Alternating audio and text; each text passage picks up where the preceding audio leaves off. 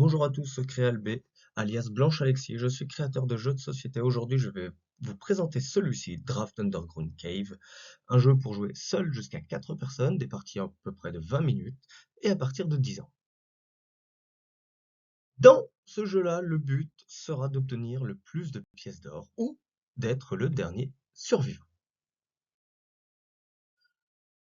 Comment on fait un exemple de mise en place à 3 personnes? Vous allez mélanger tout un paquet de cartes avec le dos des cartes avec un épée et un coffre. On mélange tout ça, on distribue 9 cartes à chaque joueur, et puis chaque joueur prend 4 jetons plus 1 devant soi qui correspondra à son attaque.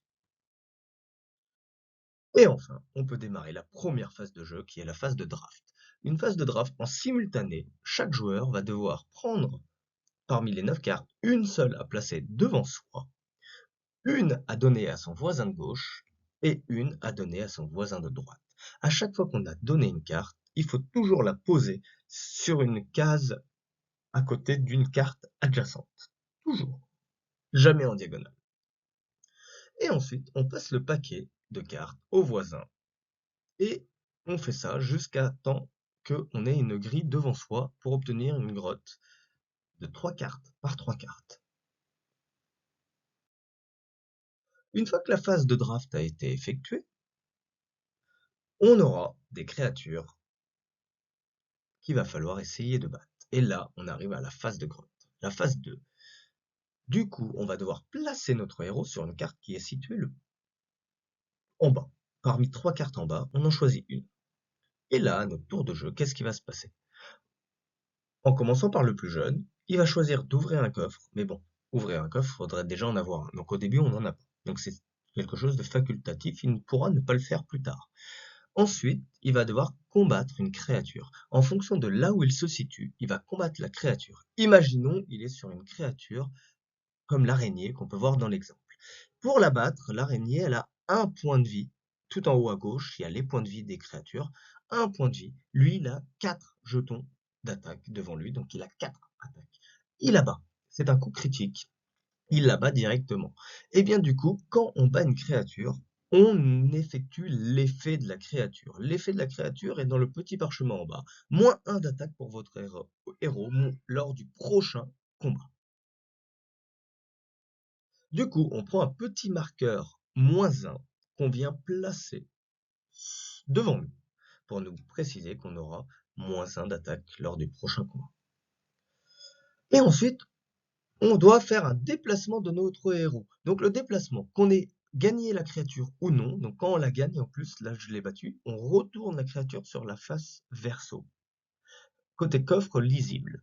Et on se déplace d'autant de cases qui est mentionné. Donc en haut à droite, l'araignée dit que quand on l'a battue, celle-ci, ou non, quand on quitte la carte araignée, finalement, on doit se déplacer de 7.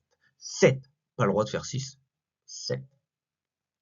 Et on se déplace de carte en carte, et ça nous fera arriver à un endroit. Donc, après un déplacement, si j'arrive sur une case au coffre, je remporte celle-ci, que je viens placer devant moi, sur la carte coffre lisible. Et lors de mon prochain tour, j'aurai un déplacement de 2 à effectuer. Si j'arrive sur une case créature, et bien tout simplement, lors de mon prochain tour, je vais devoir essayer de combattre cette créature.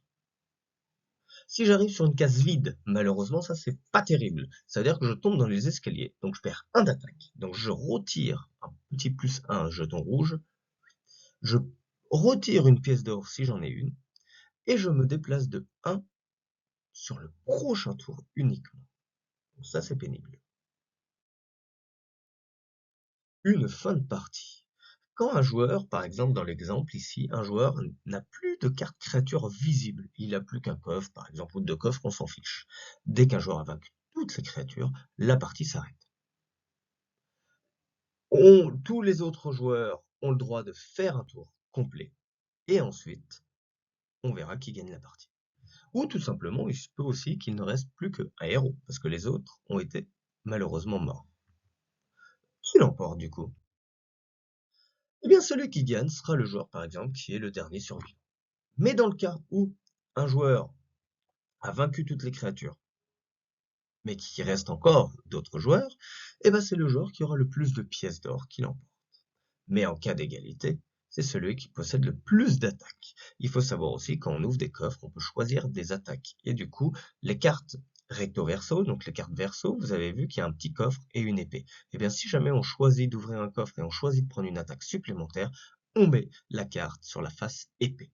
Et du coup, les épées plus les petits jetons nous donnent des attaques. Et c'est celui à la fin qui possède le plus d'attaques qui l'emporte en cas d'égalité en pièces d'or. Mais si jamais il y a encore égalité, eh bien c'est celui qui aura le plus de coffres devant lui, non ouverts, qui remportera la partie. Et voilà comment on joue à Draft Underground Cave. Et moi je vous dis à très bientôt. Ciao ciao ciao.